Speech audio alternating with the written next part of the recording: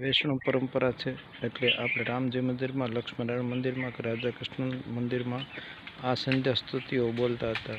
હે રામા પુરુષોત્તમ નરહરિ નારાયણમ કેશવમ, હે ગોવિંદમ ગરુડધ્વજ ગુણનિધે દામોદર માધવમ, હે કૃષ્ણ કમલાપતે યદુપતિ सीतापति श्रीपति, हे वैकुंठाधिपति चराचरपति लक्ष्मीपति पाहि मां, शान्ताकारं भुजगशयनं पद्मनाभं सुरेशं, विश्वाधारं गगनसदृशं मेघवर्णं शुभांगं, लक्ष्मीकान्तं कमलनयनं योगभेद्यान्यगम्यं,